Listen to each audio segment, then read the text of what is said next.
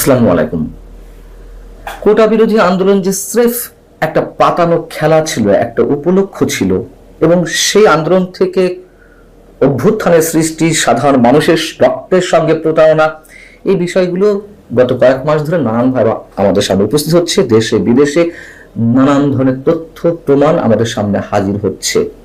কিন্তু সবচেয়ে বড় কথা হচ্ছে, এই যে সত্যগুলো, বাস্তবতাগুলো এখন সেই আন্দোলন বা অভ্যুত্থানের কুশীলব বা যারা স্বঘোষিত কথিত বিপ্লবী, তাদের মুখ থেকে কেন একে একে সব ফাঁস হচ্ছে? ডক্টর মোহাম্মদ ইউনূসের ইনভলভমেন্ট এখানে কেমন ছিল, তার কিছুটা ধারণা যেমন আমরা পেয়েছি। আর আগে থেকেই এই আন্দোলনে তার আর্থিক সহযোগিতা বা তার ব্যয় কত ছিল, নিশ্চয়ই সেই হিসেবগুলো আগামীতে বেরিয়ে আসবে। এই আন্দোলনের নিশ্চয়ই তিনটি লক্ষ্য ছিল এখন যা বোঝা যাচ্ছে। প্রথমত, শেখ হাসিনাকে উৎখাত করা, শেখ হাসিনা সরকারকে উৎখাত করা। 2 নম্বর হচ্ছে রাষ্ট্র ক্ষমতা নিজেদের দখলে নেওয়া আন্দোলনকারীদের। 3 নম্বর হচ্ছে মুক্তিযুদ্ধের ইতিহাস ধুয়ে মুছে ফেলা। সবকিছু তো এখন প্রমাণের পথে, এবং বলছে মানুষের সঙ্গে প্রতারণা। মানুষ বৈষম্যহীন সমাজ প্রতিষ্ঠার যেই স্বপ্ন তাদেরকে দেখানো হয়েছিল, সেখান থেকে নেমেছিল। মানুষ কতটা পেয়েছে, তাদের স্বপ্ন কতটুকু বাস্তবায়ন হয়েছে, এটি সবচেয়ে বড় প্রশ্ন। ডক্টর মোহাম্মদ ইউনূসের ভাষ্য অনুযায়ী যিনি মাস্টার মাইন্ড এই আন্দোলনের, সেই মাহফুজ আলম, সরকার তথ্য সম্প্রচার বিষয়ক উপদেষ্টা, তিনি শুক্রবার তার ফেসবুক স্ট্যাটাসে সরাসরি মুখ খুলেছেন এই অভ্যুত্থান কিভাবে গড়ে উঠেছিল, কোনটিকে উপলক্ষ করা ছিল। তিনি বলছেন, এবং অনেকে এই বিষয়গুলো জেনেছেন নিশ্চয় তার স্ট্যাটাস সম্পর্কে, তারপরেও শেখ হাসিনা সরকারের বিরুদ্ধে যেমন নানান বিষয় আমাদেরকে আলোচনায় রাখতে হয়েছিল, এখনো এই বিষয়গুলো আমাদেরকে আলোচনায় রাখতে হবে। তিনি বলছেন, দুনিয়ার কোন অভ্যুত্থান বা বিপ্লব পরিকল্পনা না করে হয়েছে। জনগণের চৈতন্যকে ঐক্যবদ্ধ ও লক্ষ্যাভিমুখী রাখতে ম্যাটিকুলাস ডিজাইনের বিকল্প নেই। যখন জনগণ নেতৃত্ব ও বক্তব্য পেয়ে যাবে এবং বিপ্লবের অবজেক্টিভ কন্ডিশন প্রস্তুত, তখন আর প্ল্যানের দরকার পড়ে না। কিন্তু তার আগে রাজনৈতিকভাবে জনগণকে প্রস্তুত এবং বিপ্লবী করে তোলা ম্যাটিকুলাস ডিজাইন হলে সমস্যা কোথায়? এবং তিনি এই আন্দোলনের গতি প্রবাহকে 2টি অংশে ভাগ করেছেন। একটি হচ্ছে 5 জুন থেকে 18 জুলাই। বেশ ভালো কথা, খেয়াল রাখবেন, 5 জুন থেকে 18 জুলাই। এবং এই অংশে অভ্যুত্থানের প্রেক্ষাপট এবং নেতৃত্ব তৈরি হয়েছিল। আর 19 জুলাই থেকে 5 আগস্ট পর্যন্ত সকল স্তরের ছাত্র জনতার অংশগ্রহণ এবং আত্মদানে অভ্যুত্থান সফল হয়েছিল। প্রথম অংশ অবশ্যই ম্যাটিকুলাস ডিজাইন ছিল। আমি তার বক্তব্যই ধরলাম, আমাদের মন গড়া কোনো তথ্য নয়, শুধু একটু বিশ্লেষণ করি, সমীকরণটা মেলাই।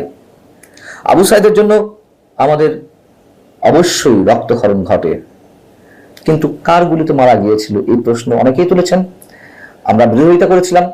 কিন্তু মাহফুজ আলম সরাসরি সেটি বলছেন 5 জুন থেকে 18 জুলাই অভ্যুত্থানের প্রথম অংশ, ক্ষেত্র প্রস্তুতের জায়গা। তাহলে আবু সাইদ নিহত হলেন 16 জুলাই 2024। আমরা দেখেছি পুলিশ গুলি ছুড়ছে, সরাসরি দেখেছি, এটাও সত্য। কিন্তু পুলিশ তো রাবার বুলেট ছুঁড়েছিল এবং তাকে প্রায় 7-8 ঘন্টা, আমার যদি ভুল না হয়ে থাকে, 7-8 ঘন্টা পরে হসপিটালে নিয়ে যাওয়া হয়েছিল। কিন্তু পুলিশের রাবার বুলেটে তো আবু সাইদের মৃত্যুর কথা ছিল না। অন্য কেউ তাকে হত্যা করেছিল, ক্ষেত্র প্রস্তুতের জন্য লাশ প্রয়োজন সেই কারণে, এবং সেদিন থেকেই তো আন্দোলন তুঙ্গে উঠল। আমি এই কথাগুলো বলছি মাহফুজ আলমের যে বক্তব্য, সেখান থেকেই যুক্তি খণ্ডনের জন্য। এবং পরের অংশ তিনি কৃতিত্ব দিয়েছেন বিপ্লবী ছাত্র জনতার, অর্থাৎ ওই সময় সাধারণ মানুষের ইনভলভমেন্ট করতে শুরু করে, মানুষ আস্তে আস্তে রাজপথে নামতে শুরু করে। সেই আন্দোলনকে আরো তীব্রতর বেগ দেওয়ার, গতি দেওয়ার একটি ডিজাইন নিশ্চয় ছিল। একের পর এক লাশ, মুগ্ধ কাদের গুলিতে নিহত হয়েছিলেন। স্নাইপার রাইফেলের ব্যবহার কেন হলো, কাদের হাতে গেল, কারা দিল স্নাইপার রাইফেল, এই প্রশ্নগুলো অনেক আগে থেকে উঠেছে। এখন সেগুলোকে জায়েজ করলেন মাহফুজ আলম নিজেই।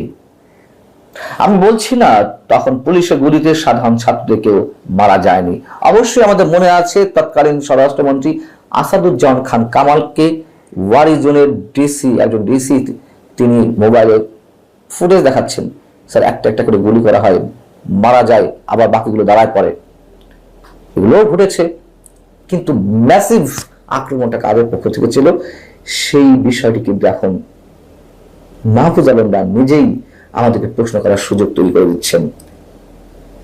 বিএনপি নেতারা, শিবিরের নেতারা তো স্পষ্ট বলেছেন কোথায় কোন পুলিশকে কারা হত্যা করেছে। সিরাজগঞ্জের 18 জন পুলিশকে হত্যা করে যে গাছের সঙ্গে ঝুলিয়ে রাখা হলো, সেটি বিএনপি নেতারা দাবি করছেন যেটি আমরা করেছি। মেট্রো রেল বিটিভি ভবনে আগুন দেওয়ার বিষয়টা তো এনসিপি নেতারা সরাসরি টকশোতে উচ্চারণ করছেন, আমাদের কিন্তু আর বিশ্লেষণ না করলেও চলবে। যে বিষয়টি প্রথমে উল্লেখ করছিলাম, ডক্টর মোহাম্মদ ইউনূসের ইনভলভমেন্টটা কেমন ছিল, সেটিও নিশ্চয়ই আমরা আশা করছি খুব শীঘ্রই বের হবে, এই বিপ্লবীদের মুখ থেকেই বের হবে। তার কারণ কয়েকটি প্রমাণ তো এর মধ্যে পাওয়া গেছে। আমি এর আগেও বলেছি, যেমন লন্ডনের দ্য ফিনান্সিয়াল টাইমসকে ইন্টারভিউ দেওয়ার সময় তিনি বলেছেন যে এই ছাত্রদের সঙ্গে 5 আগস্ট শেখ হাসিনা দেশ ত্যাগের আগে বা তার ভাষ্য অনুযায়ী পালিয়ে যাওয়ার আগে তাদের কারোর সঙ্গে তার কোনো যোগাযোগ ছিল না। 5 আগস্ট তাদের পক্ষ থেকে ফোন দেওয়া হয়, তাকে সরকারের দায়িত্ব নেওয়ার প্রস্তাব দেওয়া হয় এবং তিনি স্পষ্ট হয়ে বলেছেন যে আমি তাদের কাউকে চিনতাম না। অথচ বৈষম্য বিরোধী ছাত্র আন্দোলনের অন্যতম মুখ্য সংগঠক বা জাতীয় নাগরিক পার্টির এখন যিনি শীর্ষ নেতা একজন হান্নান মাসুদ, তিনি প্রকাশ্যে বলেছেন, প্রকাশ্যে নিজের মুখে টেলিভিশনে সাক্ষাৎকারে বলছেন যে তার সঙ্গে তার নিজের, ডক্টর মোহাম্মদ ইউনূসের সঙ্গে তার নিজের কথা হয়েছিল 1 আগস্ট। ডক্টর মোহাম্মদ ইউনূস কিন্তু বলেছেন তাদের কাউকে আমি চিনতাম না, কোনো কথা হয়নি। এমনকি দল গঠনের বিষয়ে তার যে নাগরিক শক্তি ছিল 2007-8 দিকে ওয়ানরিবিনের সময়, সেটির সঙ্গে যেই ছাত্র আন্দোলন বা গণভোটা সৃষ্টি, তার যে মুখ্য ভূমিকা পালন করেছিল যে প্ল্যাটফর্মটি নাগরিক শক্তি, তাদের সংগঠনটির নাম ছিল ছাত্র শক্তি। ছাত্র শক্তির সঙ্গে তার নাগরিক শক্তি নামটা মিলে গেছে, এই প্রশ্নটা করেছিলেন সিনিয়র সাংবাদিক নুরুল কবির। তিনি বলেছেন এটা কাকতালীয়। পরে আমরা শুনলাম যে তিনি আবার সম্ভবত ফিনান্সিয়াল টাইমসকেই বলেছেন যে আমি ছাত্রদেরকে বলেছি রাজনৈতিক দল করতে। এর আগে তিনি বলেছিলেন যে আমি ছাত্রদেরকে কাউকে চিনতাম না, তারা রাজনৈতিক দল কিভাবে করলো বা করবে আমি জানি না। আবার তিনিই বলছেন আমি বলেছি তাদেরকে রাজনৈতিক দল করতে। ডক্টর মোহাম্মদ ইউনূস এই আন্দোলনে কি পরিমাণ টাকা দিয়েছেন, কি পরিমাণ অর্থ ব্যয় করেছেন, এগুলো মানুষ প্রশ্ন তুলছে অনেক আগে থেকেই। আমরা জানি না, হয়তো খুব শিগগির সেটিও বের হয়ে আসবে। মাহফুজ আলম আবার ধৃষ্টতা দেখিয়েছেন, প্রচন্ড ধৃষ্টতা। তার স্ট্যাটাসে আবারও আমাদের মুক্তিযুদ্ধকে খাটো করার একটা সুযোগ পেয়ে গেছেন এবং তিনি যথারীতি করেছেন। তিনি বলছেন যে ম্যাটিকুলাস ডিজাইনের সমস্যা কোথায়?